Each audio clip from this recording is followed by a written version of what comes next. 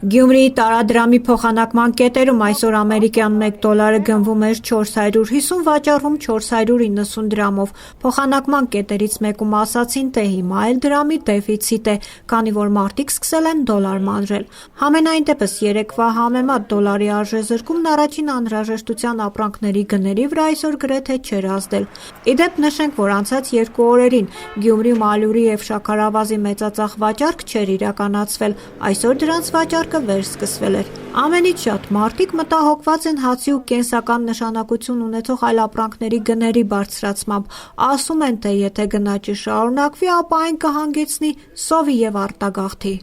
Շատ թանկություն է։ Ինչն է թանկացել։ Ամեն ինչը դոլարերի իջեցրել են 450, ինչքան, բայց էլի ոչ մի տեսակ յավրանք չի իջնում։ Այսպես գների բարձրացումը ուր կհասնի, այսպես չգիտեմ։ Ինչի սա կարող է բերել։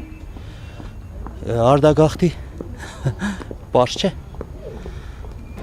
Շատ թանկ է, չի կարելի առնել։ Մեր ջեր կարմանին հարմար չէ ձևերին։ Ինչ եք կարող, ինչ եք ուզում գնել, որ չգնեցիք։ Այդ նարինջեր, մանդալիներ Չեք գնել։ չգնեցինք։ Թանկ է։ Թանկ էր։ Իսկ հաց բան է, դրանք էլ են, չէ՞ թանկացել։ Հացն էլ է թանկ, մեր հավաշը 120-150։ Գնելու եք։ Մեծ 100 դրամ։ Գիտեմ որ դոլարն ելավ թանկ է, իջավ թանկ է։ Այսինքն դոլարի կուրսի փոփոխությունը կապ Չուներ։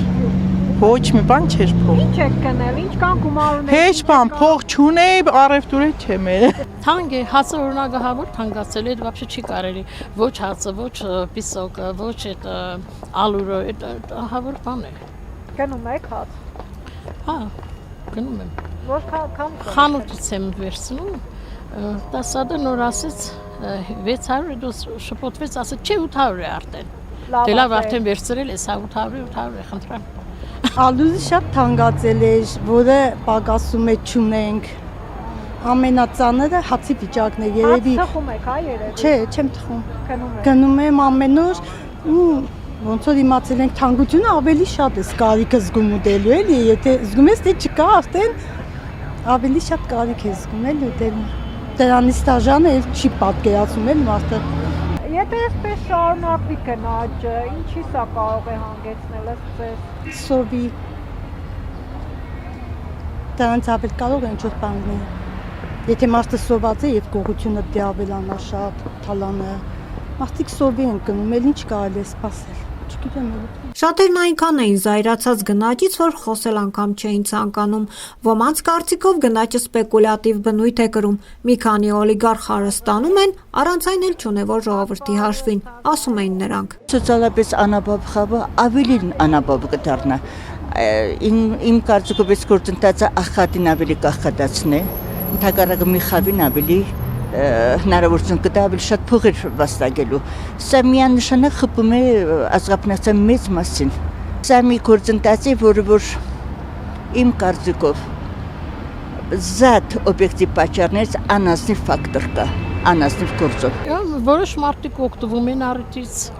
մնացածն է տուժվում են, տուժվողներն շատ են։ Գյումրեցիներից շատերը օրվա հացի խնդրի առաջ են կանգնած, ամանոր նշելու մասին չեն էլ խոսում։ Ինչ են կանել, ոչ բան չեն կանել, տղես քանի կապե գարուսական է բերե հեչ բան է դարել։ Ինչ են։